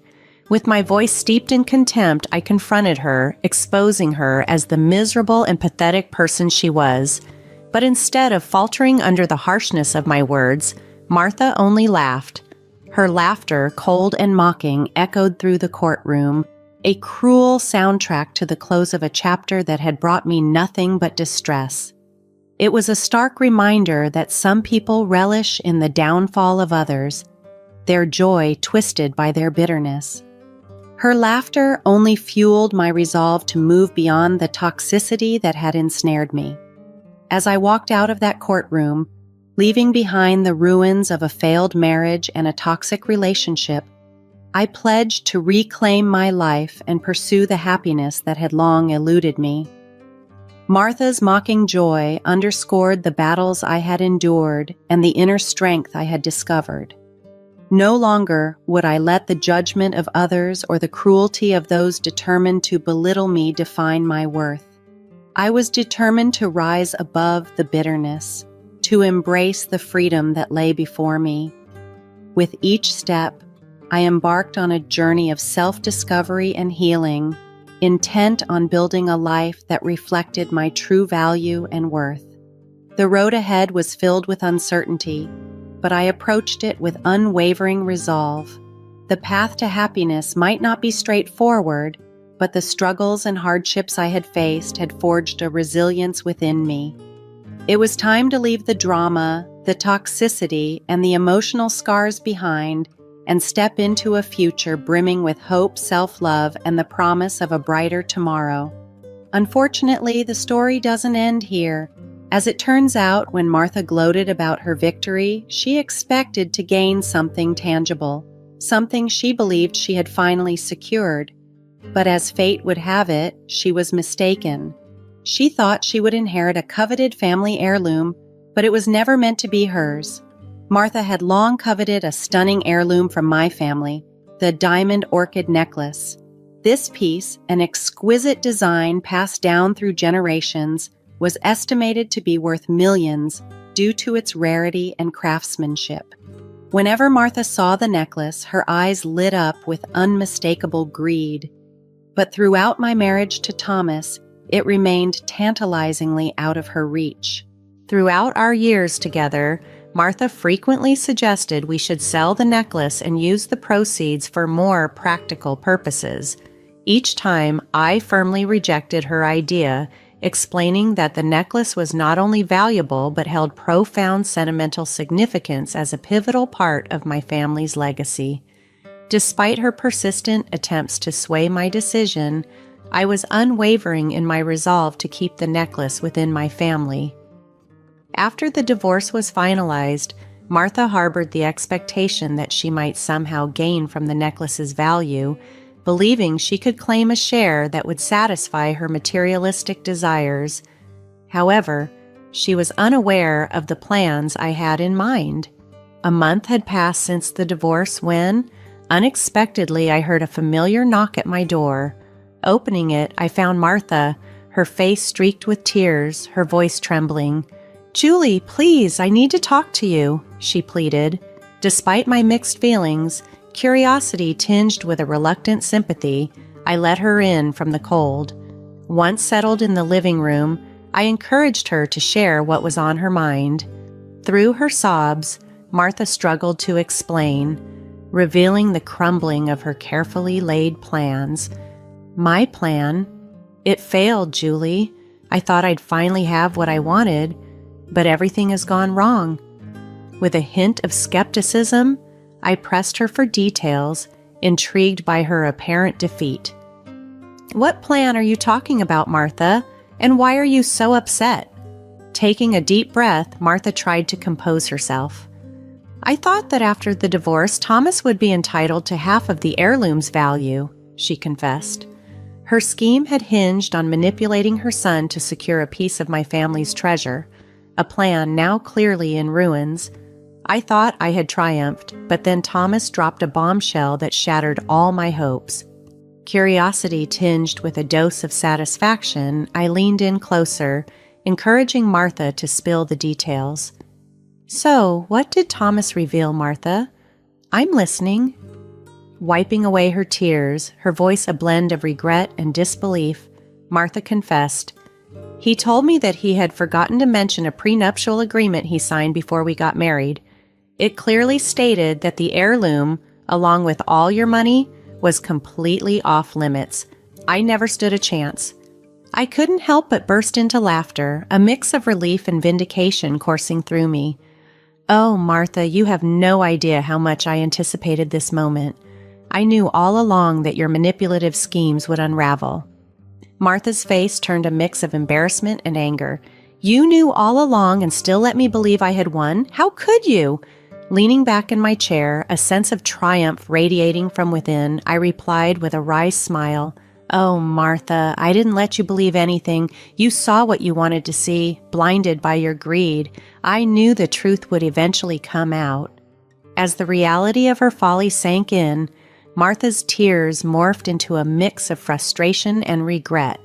She had played her hand, and it had failed spectacularly, leaving her with nothing. "I can't believe you signed that prenup, Julie. I was hoping to at least get some of your money after the divorce." "Martha, I signed the prenup exactly for situations like this. I anticipated a time when someone might try to take what's rightfully mine.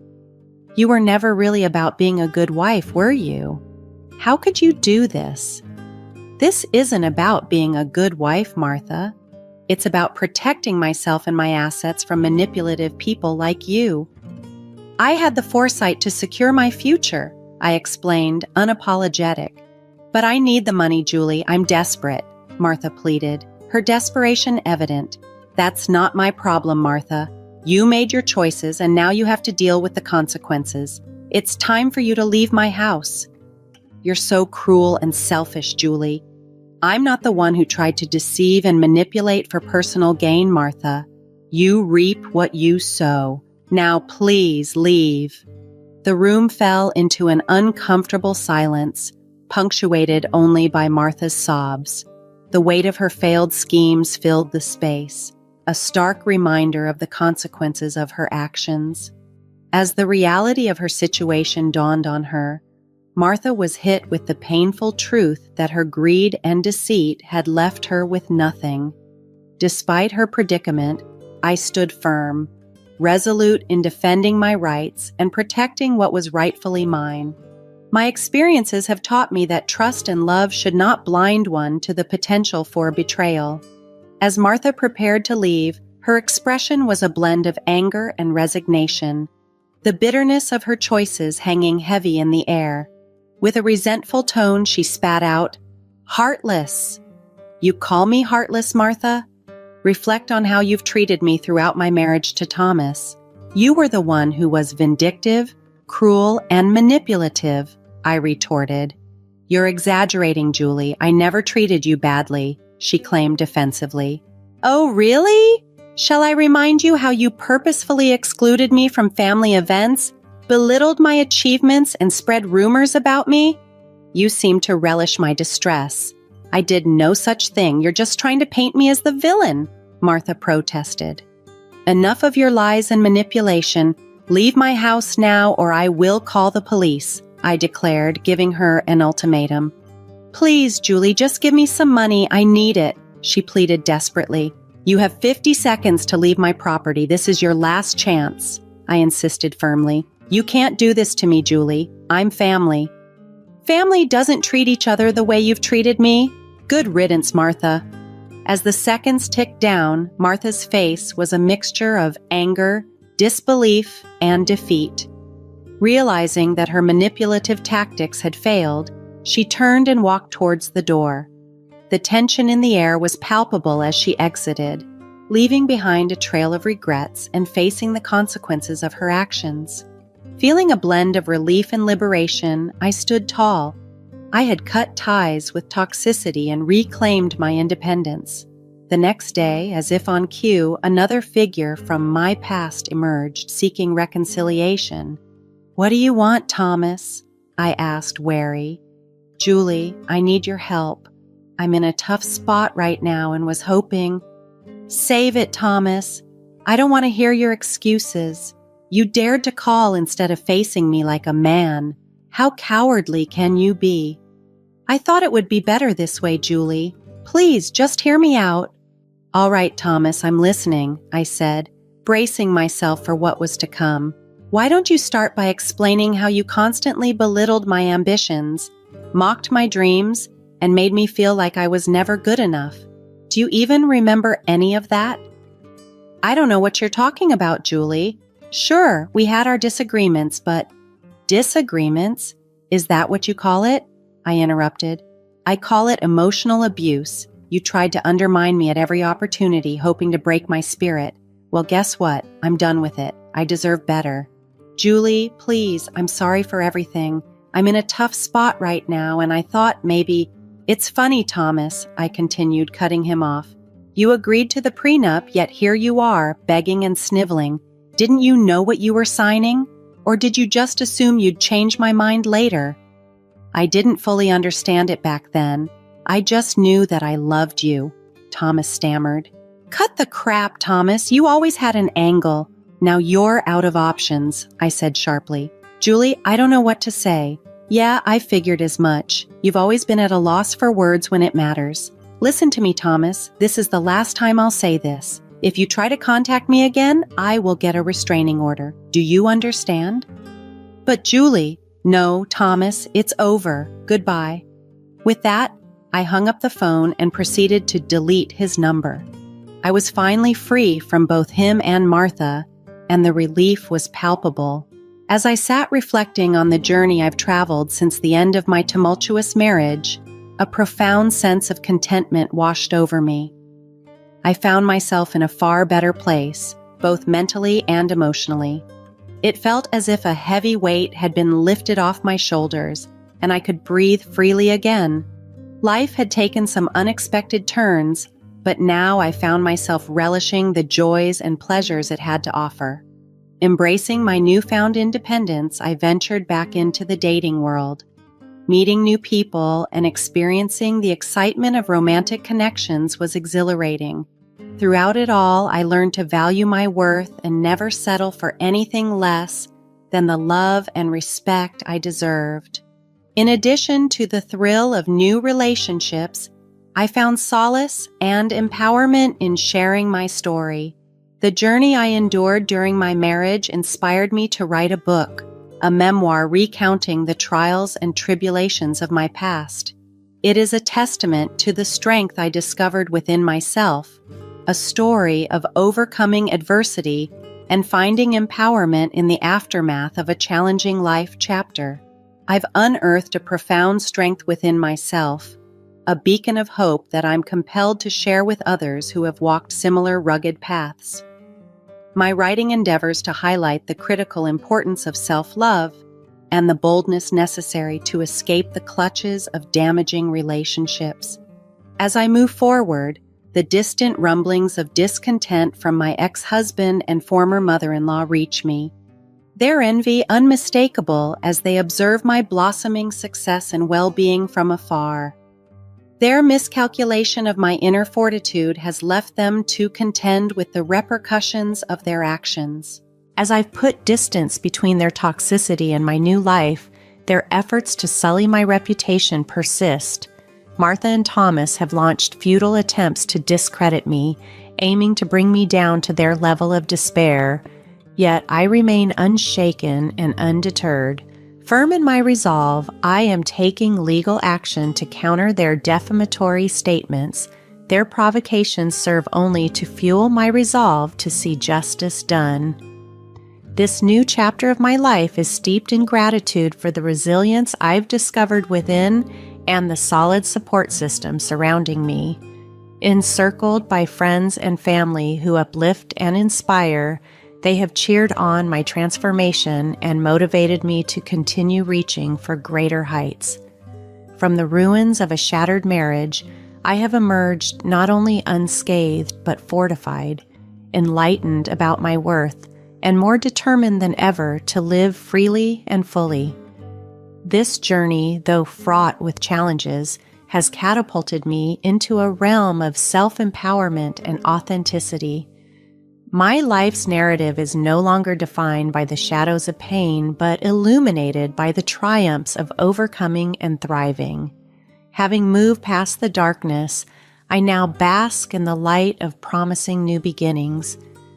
As I pen the ongoing chapters of my life, I approach each page with renewed purpose, seizing the happiness that had previously eluded me. Every word I craft is a step toward reclaiming my voice, my power, and my essence. My quest for revenge was never about stooping to their level, but about ascending beyond, showcasing the robustness and elegance inherent in my spirit. I am Julie, reborn from adversity, like a phoenix rising from the ashes, ready to soar to unprecedented heights, leaving the remnants of my past well behind in the dust.